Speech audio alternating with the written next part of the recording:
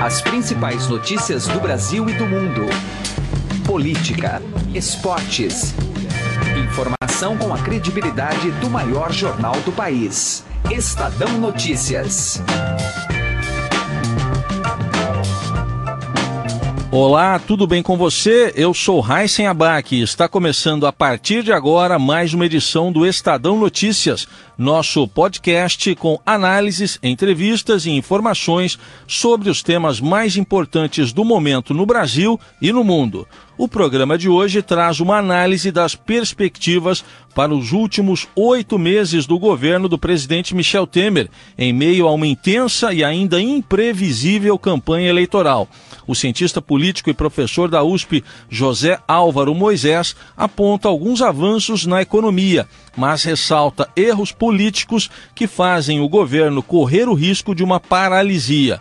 O especialista também comenta as negociações do presidente em torno de uma candidatura de centro à presidência da República, como a recente reaproximação entre MDB e PSDB, que tem interesses e complicações regionais dificultando um acordo. A análise do professor José Álvaro Moisés ainda destaca a situação da esquerda após a prisão do ex-presidente Lula, as chances de sucesso das candidaturas de direita e a boa colocação nas pesquisas do ex-ministro do Supremo Tribunal Federal, Joaquim Barbosa. Na edição de hoje, você também acompanha os detalhes da agenda econômica da semana com a editora de economia da Agência Estado e colunista da Rádio Eldorado, Silvia Araújo. Apesar do feriado de 1º de maio amanhã, a semana terá divulgação de indicadores importantes, como a produção industrial. E você pode ouvir e assinar o Estadão Notícias, tanto no iTunes quanto em aplicativo para Android. E também pode seguir nas plataformas de streaming Deezer e Spotify. Em ambas, basta procurar pelo nome do programa no campo de buscas e passar a acompanhar todas as nossas publicações. Para mandar o seu e-mail, o endereço é podcast@estadão.com. Ouça e participe. Estadão Notícias. Ministério da Cultura e Associação Tuca apresentam Charlie Sim e Itamar Golan. Apresentarão as sonatas para violino de Brahms, Debussy, Funk e obras de Kreisler, Wieniawski e Elgar. Dia 8 de maio, às 21 horas, na Sala São Paulo. Garanta já o seu ingresso pelo aplicativo Tuca App e pelo site da Ingresso Rápido. 100% da bilheteria é revertida para o tratamento de crianças e adolescentes com câncer. Lei de Incentivo à Cultura. Ministério da Cultura. Governo Federal. Brasil, Ordem e Progresso. Estadão Notícias. Política.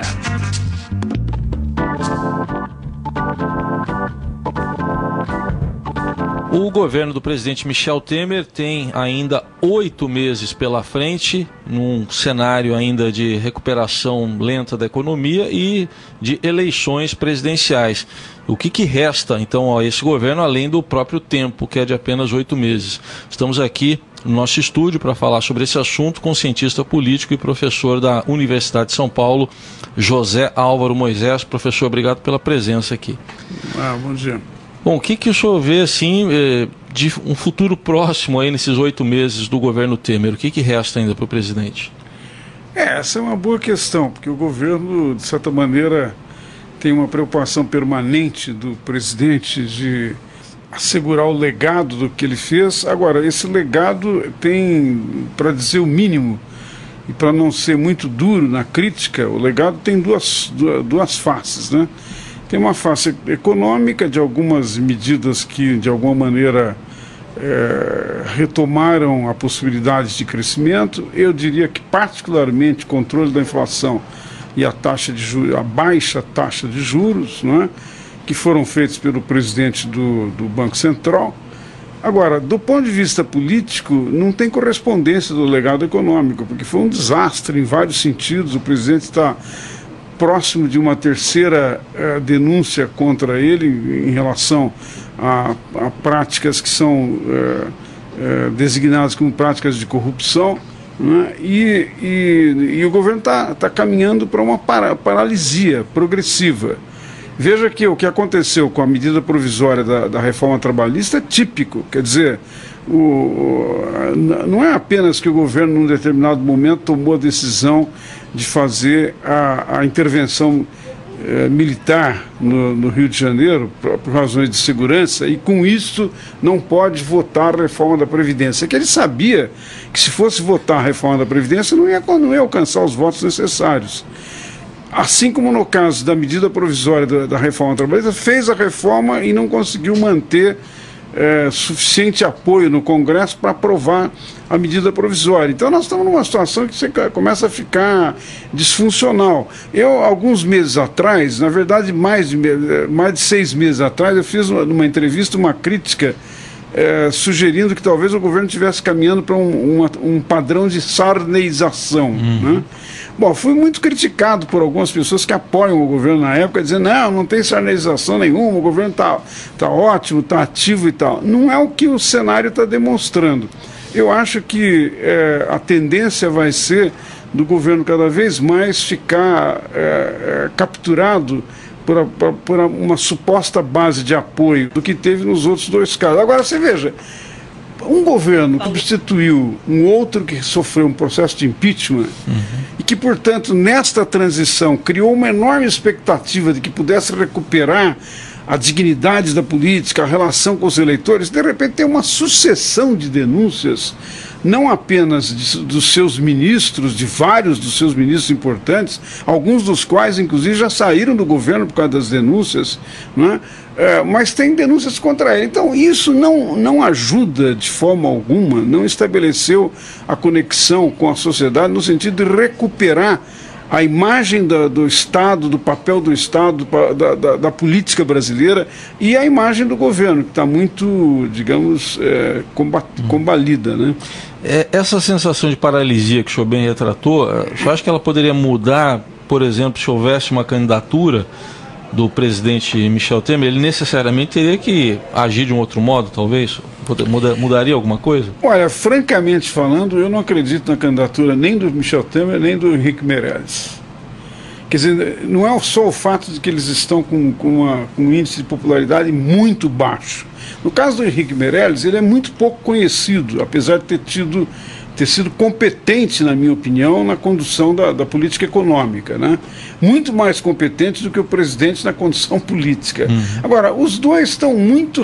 Quer dizer, o Temer está muito rejeitado pela opinião pública. Então, a ideia de que possa ter uma candidatura que possa descolar dessa situação e ganhar voo próprio é muito difícil. O que provavelmente vai conduzir para a ideia de que o governo vai tentar fazer alguma composição para apoiar um candidato de centro. Agora, veja que tudo isso também é complicado. Por exemplo, o candidato, um dos principais nomes da candidatura de centro hoje é do ex-governador Geraldo Alckmin, de São Paulo. Agora, será que o Geraldo Alckmin vai querer o apoio de um governo com uma popularidade tão baixa? Então, essa história do legado, da candidatura e tal, deixou um cenário muito conturbado, eu diria, muito contraditório, que não está fazendo necessariamente o script que o presidente esperaria, né? Aliás, uma articulação nesse sentido que o senhor tocou agora envolveria Geraldo Alckmin e Henrique Meirelles como possível vice, mas aí passaria por alguma coisa na negociação aqui em São Paulo, né? Por exemplo, envolvendo a candidatura de Paulo Scaff ao governo do Estado. Tudo muito amarrado. Deixa eu ver alguma possibilidade disso ir para frente? O Meirelles está dizendo que candidatura a vice ele não vai aceitar em nenhuma circunstância. Então, num certo sentido, está limitando o espaço, né? Agora, para mexer num plano nacional, você tem razão, tem que tomar cuidado com a situação em alguns estados. Não é apenas São Paulo, é Minas também, mas no caso de São Paulo é mais complicado, porque o Geraldo Alckmin em São Paulo tem 2 palanques, né? Ele tem o palanque propriamente do PSDB, com o João Dória, e tem o palanque do atual governador, que era o vice dele, o Márcio França. Como é que uma aliança com o MDB repercutiria nesse quadro, né? Seria muito difícil para o governador, a essa altura dos acontecimentos, dizer, eu tenho o apoio do governo federal, apoio o Paulo Scaff e, digamos, retiro o apoio do Márcio França ou do Dória. É muito confuso. Eu acho que as forças de centro nessa eleição, nessa conjuntura mais recente, se desorganizaram completamente, perderam protagonismo, não é apenas por causa o que é um fator muito importante, as denúncias de corrupção no Lava Jato, que agora estão atingindo muito profundamente também o PSDB. Todo mundo já sabia disso, que ia acontecer isso. Apenas o pessoal do PT que achava que o foco era só no PT. A coisa estava caminhando nessa direção, com o tempo necessário, com os prazos e a tramitação da justiça. Agora, numa situação como essa, em que está fustigado o principal partido de centro, que seria o PSDB, você tem adicionalmente um outro fator, que é o fato de que as lideranças ou os nomes desse partido não ocupam suficientemente o vazio de ausência de liderança que nós temos no Brasil, de mostrar rumos. Por exemplo, eu acho que o ex-governador de São Paulo tem uma obra administrativa bastante razoável em São Paulo. Agora, o que ele pensa sobre essa fase do Brasil? Como é que nós vamos sair da crise? Em que sentido vai ser possível recuperar a economia e, ao mesmo tempo, ter apoio da sociedade? Até agora, ninguém ouviu nenhuma palavra sobre isso. Ou seja, o centro está de tal modo desorganizado por causa de denúncias da Lava Jato, mas também porque ele não ocupa o espaço. O que significa que, então, isso vai deixar espaço para o crescimento de candidatos à direita e à esquerda. O Bolsonaro está crescendo o máximo que ele pode nesse vazio, eu tenho impressão, embora também por causa de outras razões, por causa de algumas questões do conteúdo da sua própria campanha. Mas você vai ter, provavelmente, um crescimento na esquerda também, de alguma maneira se beneficiando dessa desorganização que eu estou diagnosticando no centro. Né? Estamos ouvindo o cientista político, professor da USP, José Álvaro Moisés, pegando como gancho essa desorganização que o senhor está dizendo aqui que está acontecendo. Dá para imaginar, mesmo estando o ex-presidente Lula preso, por enquanto aí fora do páreo, né? A repetição em nível nacional daquele cenário que a gente viu no Rio de Janeiro, em 2016, dois candidatos que a maioria da população, do eleitorado, rejeitou, mas que chegaram ao segundo turno. Dois extremos. De um lado, Marcelo Crivella, do outro, Marcelo Freixo. Pode-se repetir isso em nível nacional? Não tá excluída essa hipótese, né? Porque acho que você lembrou bem. Tem um outro vazio de outra natureza deixado pelo fato de que o presidente Lula, pelo menos nos termos atuais, está afastado da disputa, né? Então isso vai levar a digamos assim, uma dispersão grande na área da esquerda, mas numa tentativa de um nome que de alguma maneira galvanize essa parte do eleitorado. Recentemente houve um manifesto das esquerdas, né, assinado por vários partidos, entre os quais o PDT, o PSB, o PSOL, o PT, o PCB, o PCdoB, enfim, um conjunto de partidos de esquerda, assegurando, digamos assim, fazendo muita ênfase na defesa da democracia, né, e embora dizendo que talvez não seja o caso de uma candidatura, etc., mas apontando um pouco na direção de uma união nessa direção. Isso poderia ser digamos assim, um ponto de partida, um princípio para aglutinar em torno de algum nome. Agora, que nome seria esse? A divisão é grande também no campo da esquerda, né? Não há muita confiança entre os diferentes candidatos. Quer dizer, os candidatos do PSOL e do PCdoB, que estão com um percentual muito pequeno, fazem um papel, digamos, de marcar posição, mas não é propriamente de uma disputa, de entrar na disputa. Um nome que poderia entrar nisso seria do ex-governador do Ceará, Ciro Gomes. Mas eu até onde eu vejo, eu acho que tem muita desconfiança, mesmo no campo da esquerda, em relação à posição do Ciro Gomes e as possibilidades dele. O que deixa um pouco o terreno meio estranho, no sentido de que é quase como se as forças democráticas, mais à esquerda ou mais ao centro, estejam deixando o crescimento da força de direita, que eu tenho dúvida se é democrática. Levando em conta tudo que o Bolsonaro já falou, eu diria, né, como analista, eu não posso dizer que esse é um candidato do campo da democracia, ele é do campo autoritário, ele é do campo da ditadura. Embora claro que ele vai sempre negar isso, mas o que me preocupa é que os outros segmentos, de alguma maneira, deixaram aberto isso, razão pela qual ele está crescendo. Sim. Aliás, uma coisa interessante que eu queria mencionar, Eu venho conduzindo pesquisas de cultura política no Brasil desde meados dos anos 80. Tem sempre uma pergunta que eu uso, é uma pergunta internacional, que é usado pelas minhas pesquisas, pelo Latino Barômetro, é usado pela Universidade de Vanderbilt, também o chamado LAPOP, tá? Que é uma pergunta sobre se as pessoas preferem a democracia, em algumas circunstâncias a ditadura, ou se não lhes interessa nenhum regime nem outro. Sim. Bom, ao longo do tempo, a preferência por um regime autoritário ou pela ditadura, explicitamente, é em torno de 13%, 14%, 15%, 16%. Nunca foi mais do que isso, apesar de que é um resíduo grande, né, para um país que se democratizou como o Brasil. Veja que é mais ou menos o percentual de preferência que o Bolsonaro está tendo. Quer dizer, tem no Brasil um segmento que quer um regime autoritário e com as características que ele defende. Isso é uma coisa que tem que ser prestada atenção, principalmente pelas forças democráticas. E eu acho que eu diria, se as forças democráticas prestarem atenção, elas têm que ocupar o espaço. Né?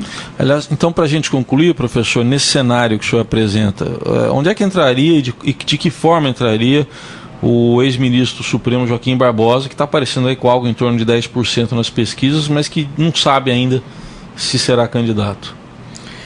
Eu tenho a impressão que o Joaquim Barbosa vai confirmar a candidatura dele. Essa é a impressão que eu tenho lendo, ouvindo algumas observações, comentários, tanto dele como dos dirigentes do PSB. Né? Eu acho que isso se confirmando, a tendência vai ser que ele vai garimpar votos nos diferentes segmentos do espectro político de hoje. Ele vai ter votos da esquerda, vai ter votos do centro e provavelmente pode até ter de alguns segmentos mais conservadores que são contra a corrupção. Não é? Ele tem, a meu juízo, a vantagem dele associar dois temas no imaginário do eleitorado. Né? Que um é o combate à corrupção e uma certa perspectiva de que a justiça tem que abrir o acesso para as pessoas comuns. Ele é muito cuidadoso nessas observações, né? A justiça para as pessoas que são mais pobres, né? Mas o segundo lado da imagem dele é o lado social, quer dizer, como ele é uma pessoa que vem de baixo e ao mesmo tempo só pela presença dele de um lado é uma vantagem, mas de outro lado é uma denúncia do racismo que ainda tem no Brasil. Só tem um juiz famoso negro no Brasil, né? Então eu acho que pelo fato dele articular esses dois elementos, um mais social e um mais ligado ao combate à corrupção, ele vai ganhar votos nos vários segmentos, tem possibilidade de crescer. Eu acho que se ele confirmar, em 2 ou 3 semanas ele vai estar perto da preferência que hoje aparece como do deputado Bolsonaro. Muito bem, ouvimos as explicações aqui e ponderações do professor, cientista político da USP, José Álvaro Moisés, traçando um cenário aí dos 8 meses que restam do governo Michel Temer e desse período eleitoral que está chegando. Obrigado, professor. Até uma próxima oportunidade. Muito obrigado. Eu que agradeço. Estadão Notícias. Direto ao assunto, com José Neumann e Pinto.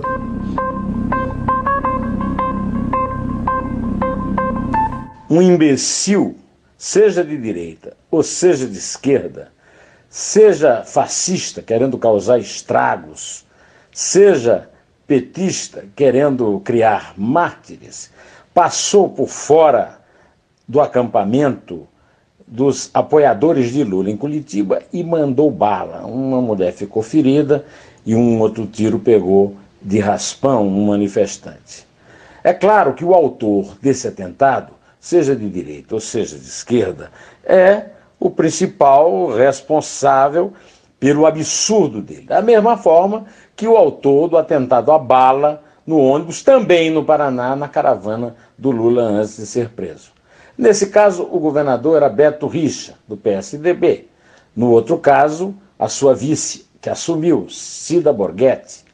Olha, qualquer que seja o governo, a culpa também é dele, porque até agora não se sabe quem atirou no ônibus do Lula. E vai ser muito difícil se saber quem atirou no acampamento, apesar de imagens de câmera registrarem a figura fazendo isso. Porque a polícia do Paraná tem se demonstrado muito incompetente na apuração desses atentados. E a melhor hipótese é que seja incompetente, porque a pior é que esteja, digamos, mancomunada com esse tipo de facínora que atira à toa por causa de política.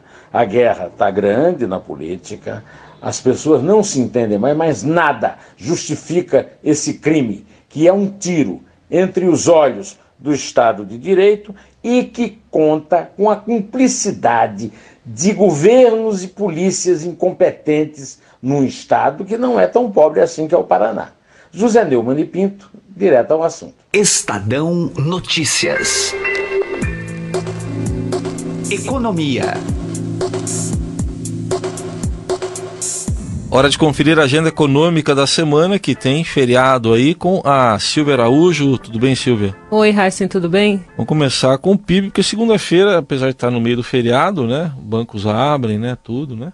Pois é, e aí a gente tem aquele relatório, o Focus, né, que é aquele relatório do Banco Central que traz aquela série de projeções ali para PIB, para inflação, para câmbio, e é interessante olhar mais uma vez aí para essa previsão de PIB que os economistas estão mostrando semana após semana nesse relatório, que a previsão é para baixo, ou seja, está desacelerando aquela alta que era verificada, que era esperada para esse ano de 2018. A gente começou o ano aí com uma projeção por volta de 3% de crescimento para o produto nesse ano. Na semana passada, essa projeção no Focus estava em 2,7% e a expectativa é que continue caindo um pouquinho aí a cada semana. Já tem gente projetando PIB de 2,5% para esse ano. Então não é um PIB tão otimista como vinha sendo previsto pelas autoridades do governo, até pelo ex-ministro Henrique Meirelles, né? É o atual quase candidato, né, Heisen? Então, mas o governo ainda não revisou essa projeção, ali no governo ainda é uma projeção de um crescimento de 3% para esse ano. Bom, vamos falar também do setor público consolidado, a gente vai ter divulgação dos dados também, agora, hoje. Tem o setor público consolidado, que aí são as contas do governo, né, que ali tem o governo central, que é Banco Central, Tesouro e Previdência, e agora mais estados e municípios. Então essa conta fechada, ela sai hoje, e mais uma vez a Previdência, que é herdada ali do número do governo central, ela acaba fazendo um estrago nessas contas, as contas vêm bem negativas. E ainda nessa semana, para depois do feriado de 1º de maio, né, o Dia do Trabalhador, Dia do Trabalho, sai a produção industrial de março. Isso, na quinta-feira tem a produção industrial, é a produção de março, e o interessante é que a gente vai ter a produção industrial fechada do primeiro trimestre do ano. E olha, Heisen, não é muito animador, não. A expectativa é que nesse primeiro trimestre, no acumulado do trimestre, essa produção fique ali ao redor de 0,5%. Quer dizer, um crescimento muito pequeno para quem precisa aí chegar a esses 2,5%, né, de projeção de PIB. Lembrando que a produção industrial é um componente forte ali dentro da formação do produto interno bruto. Bom, isso num contexto em que a gente está com o desemprego em alta ainda, né? Sexta-feira saiu dado mostrando alta do desemprego no trimestre que terminou em março. Pois é, Heisen, o indicador ficou ali, o índice de desemprego medido pela PNAD contínua do IBGE ficou em 13,1. Isso significa 13.600.000 pessoas desempregadas nesse indicador que ele somou ali o primeiro trimestre do ano fechado no mês de março. Então, se esse trimestre aí está bem negativo aí com relação à taxa de desemprego, você tem esse reflexo aí na indústria, né? Então a gente vê a indústria não está crescendo. Se esse dado se confirmar de no primeiro trimestre a produção industrial ficar próxima ali de 0,5, corrobora com essa taxa de desemprego que foi anunciada pelo IBGE na sexta-feira. Só para a gente fechar, até relembrando, você participou na sexta com o Emanuel aqui do Estadão Notícias, falando um pouco da história do dólar, né? Está subindo. Essa oscilação deve continuar aí pelos próximos meses, talvez? A expectativa é de que continue. Você tem duas componentes para isso. Você tem a componente internacional, que é a expectativa de aumento da taxa de juro americana numa velocidade mais rápida do que o pessoal estava esperando, e você tem essa componente eleitoral aqui, essa componente interna, que acaba também deixando o pessoal um pouco nervoso, e na dúvida eles fazem o chamado hedge, ou seja, proteção em dólar. Hoje, Heisen, é dia de formação de PTAX. O que é a PTAX? É a média da cotação do dólar para o mês de abril. E essa média, ela corrige, por exemplo, a dívida das empresas, né? Então, por exemplo, as empresas que forem fechar lá os seus balancetes mensais do mês de abril, vai fechar a parte de dívida em dólar com base nessa média da cotação que sai hoje. Como hoje é aí véspera de feriado, boa parte dessa formação dessa taxa média foi feita na sexta-feira. Tá aí, a agenda econômica da semana, que tem feriado no meio, com a Silvia Araújo. Obrigado, Silvia, até mais. Até. O Estadão Notícias desta segunda-feira vai ficando por aqui. Contou com a apresentação minha, Heisen Abac, e produção de Gustavo Lopes e Diego Carvalho. O diretor de jornalismo do Grupo Estado é João Fábio Caminoto. De segunda a sexta-feira, uma nova edição deste podcast é publicada. Saiba mais no blog Estadão Podcasts. E agora estamos também na Deezer. Procure este e outros podcasts do Estadão por lá e mande o seu comentário e sugestão para o e-mail podcast@estadão.com. Um abraço, uma excelente segunda-feira para você e até mais. Estadão Notícias.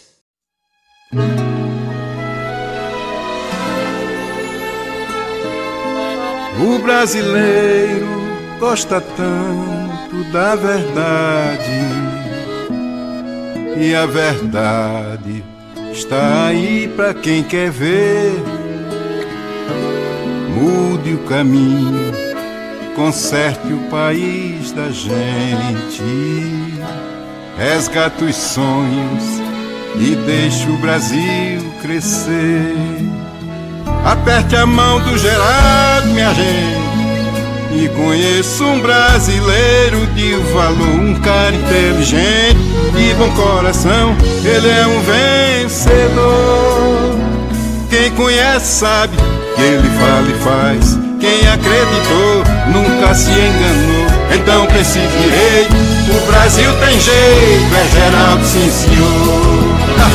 Vai ser melhor assim, Geraldo presidente. Quem conhece sabe, nunca se enganou, ele é experiente. Vai ser melhor assim, Geraldo presidente. Ele sabe o que faz, ele sabe o caminho para um país decente. Por um Brasil honesto, competente, Geraldo presidente.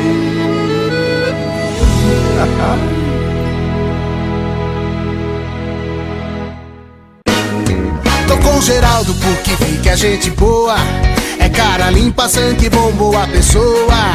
Chegou sincero, conquistou meu coração. Com Geraldo é diferente, ninguém fica na mão. Mas o melhor é que o cara é competente, joga limpo, manda bem, sabe cuidar de gente. O brasileiro viu quem é e o que ele fez e decidiu que agora é sua vez. O povo quer, o povo sabe, o povo sente. Agora é Geraldo presidente. Esse é um cara, ele é do bem, vamos com a gente. Agora é Geraldo presidente. O povo quer, o povo sabe, o povo sente. Agora é Geraldo presidente. Esse é um cara, ele é do bem, vamos com a gente. Agora é Geraldo presidente. Geraldo pra unir essa nação, um índio, negro, pobre, rico, branco, cidadão. A gente quer honestamente andar pra frente, ser dono do nariz, ser gente. O povo quer, o povo sabe, o povo sente. Agora é Geraldo presidente. Já tá na hora, tá no rosto dessa gente. Agora é Geraldo presidente. Vem com a gente que a hora é essa. Vem com a gente que o Brasil tem pressa. Espalhe essa ideia ao seu redor, Geraldo, que o Brasil vai ser melhor. Essa luta é do país inteiro, tá na mão de cada brasileiro. Um novo nome, novos rumos, novos planos, Geraldo. Eu tô com ele é do ramo, eu vou. Vem pro Brasil que tem futuro, vem com Geraldo. Esse é capaz, eu tô seguro. Vem pra cá, é o melhor pra nossa gente. Geraldo, presidente pro Brasil melhorar.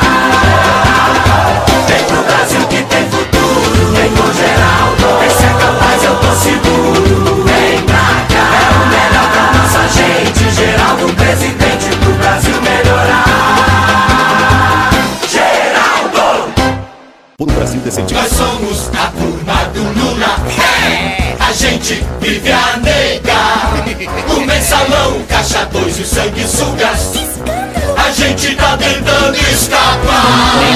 Nós somos a turma do Lula. Bobeira foi nos caçar. Se o Lula for eleito de novo, a turma dele vai voltar. Mude de presidente. PSDB-PFL. Não pro mensalão, pra dólar na cueca, mentiroso eu digo não, não. Que decepção, pra essa gente, eu voto eu não dou não, não, não. Mas que papelão, disse que era do povo, só vi corrupção.